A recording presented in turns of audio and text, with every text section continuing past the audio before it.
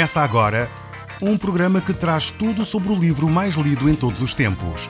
Apresentamos O Som do Livro.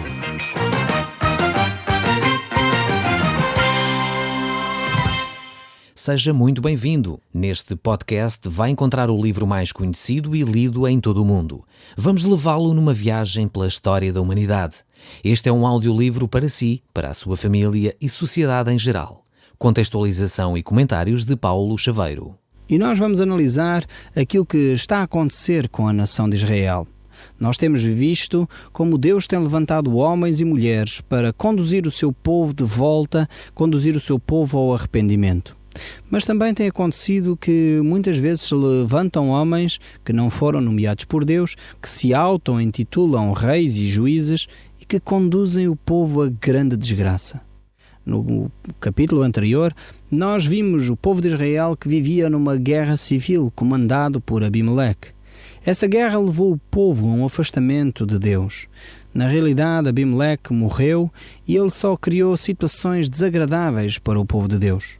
Deus chamou sempre pessoas simples, pessoas com falhas, pessoas que não eram muito extraordinárias para liderar o seu povo, desde que esses homens e essas mulheres se dispusessem nas mãos de Deus. E nós chegamos então ao capítulo 10 deste livro de Juízes. Este capítulo começa aqui por fazer referência a dois juízes, os quais nada mais há a dizer senão os seus nomes e pouco mais que isso. O verso 1 fala acerca de Tola, que era filho de Pua, da tribo de Isacar, que habitava nos montes de Efraim. Tola julgou a Israel por 23 anos e morreu. E é uma referência muito simples à vida deste homem. O oitavo juiz foi Jair, que julgou Israel durante 22 anos. Esse homem é a prova de que Deus usa as coisas loucas deste mundo para cumprir os seus propósitos. Há muito pouco também a dizer acerca deste Jair, mas vamos abrir as nossas Bíblias no capítulo 10 do livro de Juízes e vamos ver o verso 3. Diz assim a palavra de Deus: Sucedeu-lhe Jair, um homem de Gileade, que julgou Israel por 22 anos. Os seus 30 filhos deslocavam-se sempre montados sobre jumentos. Cada um deles governava uma cidade na terra de Gileade, e que ainda são conhecidas como cidades de Jair. Quando morreu Jair, foi enterrado em Camom. E esta é a história deste Jair, deste juiz que governou a nação de Israel. Esta história deste homem, nós podemos ver três coisas. A primeira é podemos ver que pode haver prosperidade sem haver um propósito. A segunda que nós podemos detectar aqui é que pode haver abundância sem haver influência. E a terceira é que pode haver prestígio sem haver poder. Nós vemos que este homem de facto não fez grande coisa. Vemos que ele era um homem que tinha sinais de riqueza. As jumentas naquela altura eram um sinal de prosperidade. Poderíamos dizer que estes animais eram animais que eram usados pelos reis. A jumenta normalmente é um animal pacífico. É um animal que era para os reis se deslocarem com tranquilidade. Enquanto que o cavalo era usado para a guerra, a jumenta era usado para que as pessoas se deslocassem no seu território de uma forma pacífica. E Jair era este homem proeminente, um homem rico, que tinha 30 filhos e tinha 30 jumentos também. Poderíamos dizer, transportando para o mundo moderno, que ele poderia ter 30 Mercedes ou 30 BMWs ou outra marca qualquer de carro. Eu passo a publicidade, eu não estou a fazer publicidade aos carros, mas seriam aqueles carros grandes, carros caros. E Jair tinha esses carros descapotáveis. Os seus filhos se conduziam nesses grandes carrões, podemos dizer assim, e eles estavam a viver dessa forma. Jair era um homem proeminente, um homem rico. E ele, no entanto, o que é que ele fez com a sua riqueza? Que glória que ele trouxe a Deus! Fez Jair alguma coisa de facto significativa? Aqui o texto bíblico não relata que ele tenha feito alguma coisa de bem em favor do povo. O problema não estava em Jair possuir as 30 jumentas, em possuir estas cidades. Não, o problema não estava aí. O problema estava em que provavelmente ele usou essa riqueza para benefício próprio. Não utilizou os recursos que tinha para abençoar o povo, para ajudar o povo a sair da situação em que vivia. A prosperidade de alguém pode ser uma prosperidade sem um propósito altruísta, e isso é um perigo. Nós podemos ter recursos humanos, podemos ter recursos materiais, podemos ter recursos financeiros, mas isso deve servir para que os outros possam ter também uma condição de vida melhor. Quando os recursos em si mesmo não têm um propósito, então deixa de ter algum sentido na vida todo o dinheiro que nós podemos ter ou a riqueza material que nós podemos possuir. Então ficamos sem sentido na nossa vida. Este homem também tinha prestígio, mas não tinha qualquer poder. Nós vemos que no verso 5 ele morre, ele é sepultado, mas na lápide da sua campa não aparece nada mais do que o seu nome. Ele viveu e morreu sem ter feito nada de relevante ou extraordinário para o povo. E é lamentável para um homem que dirige uma nação durante tanto tempo ficar sem ser recordado por nenhuma obra que tenha feito. Ao contrário daquilo que aconteceu com Moisés e Josué, de facto, Josué e Moisés foram homens que marcaram a história do seu povo. Foram homens que não viveram para si. Foram homens que não acumularam riquezas para si, mas estavam preocupados com os outros. E por isso eles marcaram a história do seu povo e a história da humanidade. E ainda hoje são reconhecidos como homens grandes. Este homem, por sua vez, não deixou nada para o que o seu povo se recordasse dele. Mas nós vamos continuar olhando para um outro juiz, já que de Jair não há muito mais a dizer do que isto. Vamos encontrar aqui o 9º juiz. Este homem chama-se Jefté. E vamos ver como Deus usa este homem, quem ele era e porque é que Deus vai chamar este homem para ele governar a nação de Israel. Diz assim a palavra de Deus no verso 6, no capítulo 10 do livro de Juízes. O povo de Israel voltou-se a afastar do Senhor e a adorar os deuses dos pagãos, Baal e Astarote. Assim os deuses da Síria e de Sidom, de Moabe, de Amon e da Filistia. E não contentes, puseram-se ainda de lado o culto ao Deus Jeová. Era de esperar que mais uma vez isto acontecesse. O povo frequentemente tinha este tipo de atitude. Quando as coisas acalmavam, então voltavam-se para a idolatria. Surgiam então de novo problemas, eram de novo invadidos pelos povos à sua volta, viviam outra vez em miséria e então se lembravam de novo de Deus. Na realidade, esta história do povo de Israel não é estranha para mim, provavelmente não será estranha para si. De alguma forma, é a história da humanidade. Constantemente o povo, seja ele em que parte do mundo for, age desta forma. Quando vai bem, se esquece de Deus. Quando as coisas começam a complicar, então nos lembramos que Deus existe, começamos a fazer algumas orações a Deus e Deus vem em nosso auxílio, retira-nos daquela situação. O triste é quando nós nos esquecemos que foi Deus que fez isso. E então começamos a pôr dúvidas no nosso coração. Será que foi mesmo Deus? Será que não foi obra do acaso? E assim nos afastamos de novo do caminho de Deus.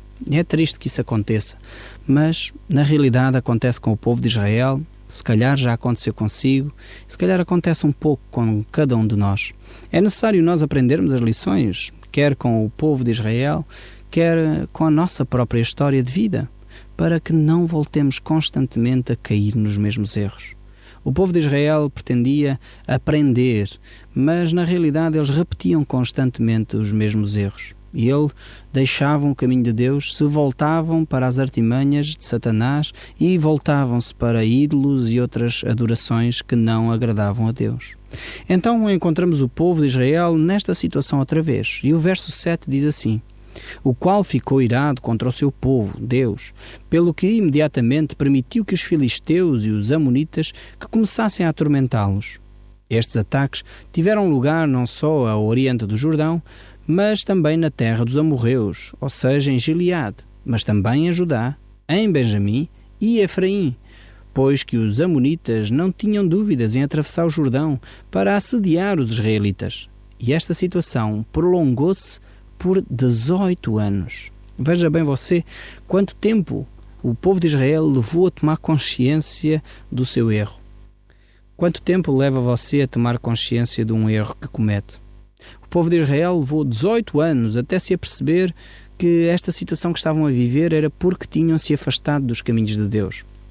Você certamente está lembrado, porque nós já tratámos disso aqui noutros programas, que Deus, quando enviou o seu povo para a Terra Prometida, Deus estabeleceu um contrato, um pacto com a nação de Israel.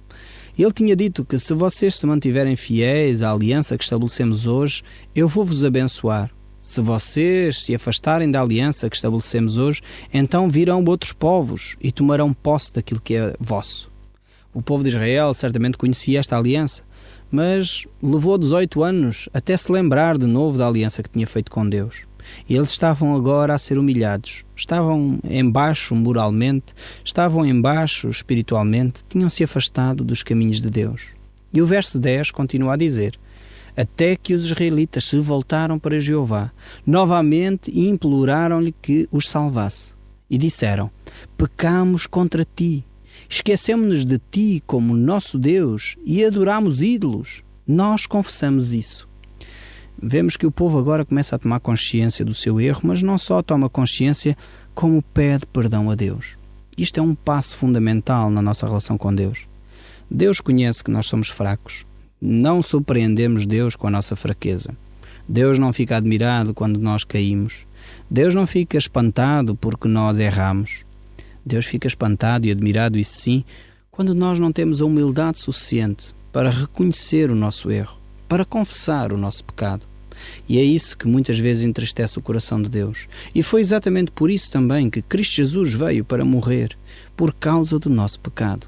É por isso que Ele se tornou o nosso Salvador. Quando nós o aceitamos como o único Senhor, como aquele que pode perdoar os nossos pecados. E foi para isso que Jesus Cristo veio. Então o povo aqui reconheceu o seu pecado, confessou o seu pecado a Deus, e então vamos ver o que Deus fez. Verso 11 do livro de Juízes, o capítulo 10, diz assim: mas o Senhor respondeu-lhe: não fui eu mesmo que vos salvei dos egípcios, dos amorreus, dos amonitas, dos filisteus, dos sidónios e dos amalequitas? Porventura houve alguma vez em que vocês clamaram a mim e eu não vos tenha ouvido? Mesmo assim, continuaram a pôr-se de lado e a adorar outros deuses. Por isso agora continuem como estão. Vão-se embora, pois não vos salvarei mais. Vão dirigir preces aos seus deuses que vocês arranjaram. Que eles vos salvem agora dessa vossa angústia. Mas continuaram a insistir e a implorar: sim, nós sabemos que pecamos. Castiga-nos como melhor entenderes, mas em todo o caso, salva-nos uma vez mais dos nossos inimigos. Então, destruíram os deuses estranhos que tinham e passaram a adorar somente o Senhor, o qual ficou sensibilizado perante a miséria deles. Vemos que este texto aqui utiliza muitas frases que são humanamente compreensivas. São frases para nós entendermos como Deus está e como Deus reage ao seu povo. Como é óbvio, são frases humanas para explicar aquilo que está a acontecer no coração de Deus, se é que se pode, mais uma vez, utilizar esta expressão coração de Deus, pois Deus é Espírito. Então é necessário que nós percebamos que muitas das frases que encontramos aqui no texto bíblico, inclusive os diálogos e as frases que são atribuídas a Deus, têm este sentido de que Deus está a colocar por palavras humanamente compreensivas aquilo que está a acontecer ao nível espiritual. E o povo de facto estava numa grande miséria. E podemos dizer que Deus se sensibilizou com esta situação. Deus não é um Deus rancoroso, Deus não é um Deus que fica agradado do sofrimento dos seres humanos. Eu não sei onde nós fomos buscar essa ideia de Deus, mas certamente não é da Bíblia. Deus é realmente um Deus amoroso. Deus é realmente um pai querido que cuida dos seus filhos. E qualquer pai que tem filhos certamente sabe o que eu estou a dizer. Quando os nossos filhos desobedecem, quando os nossos filhos fazem alguma coisa realmente terrível, nós pais ficamos com o coração doído, ficamos, como se costuma dizer em português, com o coração nas mãos, ficamos de facto de rastos diante dessa situação. Podemos até dizer aos nossos filhos: não, colocaste nesta situação, agora resolve tu o problema. Mas nós, como pais, muitas vezes temos o coração a chorar quando dizemos estas palavras. E na realidade Deus queria agir para com o seu povo de uma forma benévola, queria libertar o seu povo. Mas ao mesmo tempo Deus queria que eles interiorizassem aquilo que Deus iria fazer. Ou seja, Deus queria que eles fossem responsáveis pelas suas palavras e que não fossem simplesmente ajudados por Deus e daqui a mais 10, 15 anos voltaria tudo à mesma. Não, Deus queria mudar os seus comportamentos de uma forma mais definitiva. No entanto, Deus dá então ao povo esta atitude de ficar sensível para com eles, pois eles estavam na miséria. E Deus iria então agir no seu meio. O verso 17 deste capítulo 10 do livro de Juízes diz assim: os batalhões dos amonitas tinham sido mobilizados e reunidos em Gileade, preparando-se para um ataque ao exército de Israel em Mispá. Quem vai comandar as nossas tropas contra os amonitas? Perguntaram uns dos chefes de Gileade. Quem se apresentar voluntariamente será o nosso rei. Vejamos bem em que ponto é que o povo se encontrava. O povo estava tão desesperado que qualquer voluntário serviria como chefe das tropas, como rei, como juiz. Eles estavam realmente desesperados. E de alguma forma esta é uma característica de toda a humanidade. Nós ficamos desesperados e muitas vezes em alturas de desespero queremos tomar medidas assim avulso. Realmente não pode ser assim que o ser humano vive. É verdade que todos o ser humano, em qualquer parte do mundo, todos os povos, necessitam de uma liderança. É assim, é uma característica da humanidade. Sem sábia liderança, diz a Bíblia, o povo perece. Em qualquer sociedade é necessário que haja um líder, é necessário que haja uma equipa de líderes. Isso é fundamental para a convivência em sociedade, para que as civilizações se desenvolvam. É necessário que haja uma liderança capaz, honesta, sincera, que seja capaz de empenhar a sua palavra e que seja capaz de se sacrificar em favor dos outros também, para que, de facto, os outros possam beneficiar. Mas aqui o povo estava numa situação tão desesperada que qualquer pessoa para eles serviria para ser o seu líder. Então eles dizem: qualquer um que se apresente voluntariamente então será o nosso rei. Em circunstâncias normais, certamente não poderia ser assim que as coisas funcionavam. Mas de facto o povo estava tão desesperado que eles achariam que qualquer pessoa, em qualquer altura, serviria muito bem para conduzir o povo nesta grande batalha. E chegamos assim ao capítulo 11. E o verso 1 fala-nos então deste homem, Jefté, e diz assim: acontecia que Jefté era um homem valente soldado da terra de Gileade, mas a mãe era uma meretriz. Então aparece agora este homem, Jefté. Ele tem uma série de circunstâncias que não lhe eram muito favoráveis. Este é o homem que temos aqui. Em primeiro aspecto, ele realça a sua liderança. Ele era um homem valente e valente soldado. Ele sabia como combater, mas na realidade ele era um homem marginalizado. Na realidade, as pessoas tinham estigmatizado Jefté e o tinham colocado de lado por causa da sua herança familiar. Ele era filho de uma prostituta. E vamos notar o que é que o texto bíblico diz mais acerca dele. O pai, que se chamava Gileade, tinha vários filhos da mulher legítima. Quando se tornaram crescidos, estes meios irmãos de Jefté expulsaram-no da região. És filho de uma prostituta, não herdarás nada do nosso pai. Esta foi a atitude dos familiares, dos irmãos de Jefté. Ele era um homem que foi discriminado, um homem que foi colocado de lado, um homem que foi estigmatizado pelos seus conterrâneos. Ele é discriminado por causa do pecado do seu pai e da sua mãe. Dois adultos que não agiram de uma forma responsável quanto à sua sexualidade, tiveram uma criança e essa criança chamava-se Jefté e ele teve de conviver toda a sua vida com esta situação, porque o seu pai e a sua mãe não agiram de uma forma responsável. Jefté, na realidade, não tinha culpa nenhuma dos atos dos seus pais. Jefté, na realidade, estava a sofrer simplesmente as consequências das atitudes irresponsáveis do seu pai e da sua mãe. E ele tinha de conviver com essa situação. Os seus irmãos tinham então discriminado e colocado de lado este homem.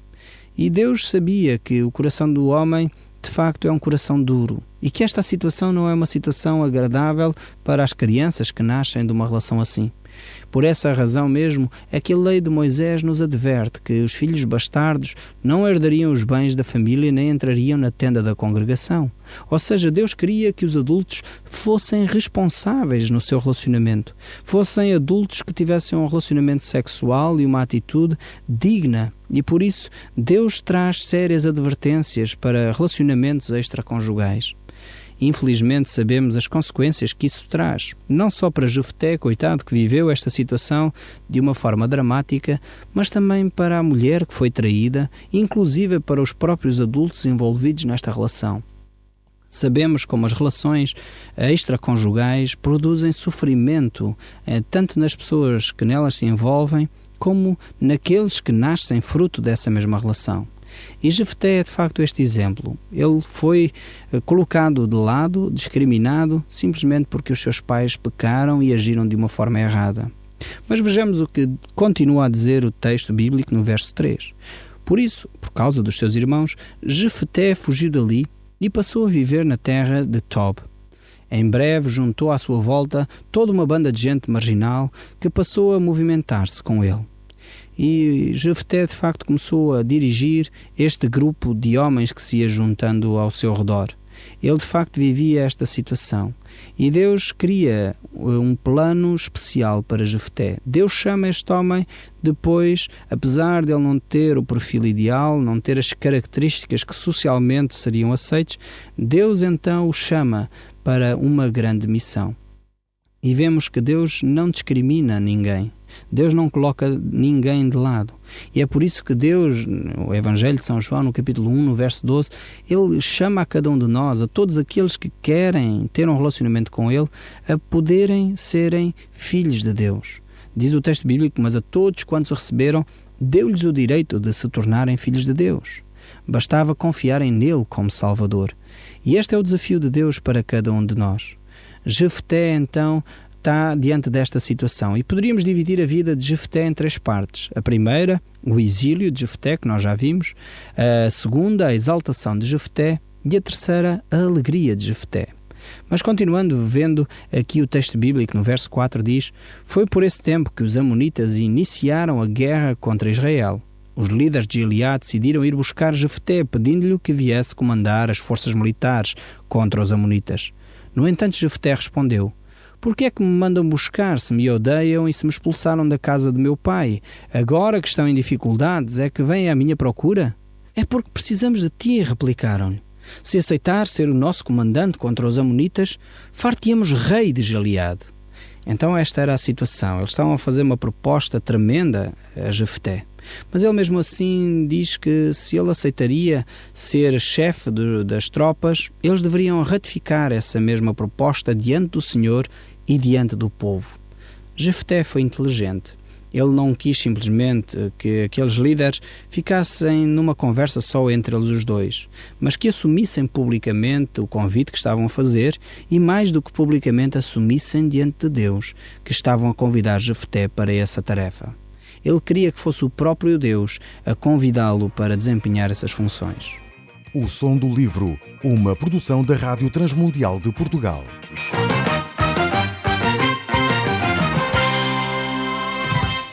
RTM. Conhece todos os nossos programas em rtmportugal.org. Uma produção da Rádio Transmundial de Portugal.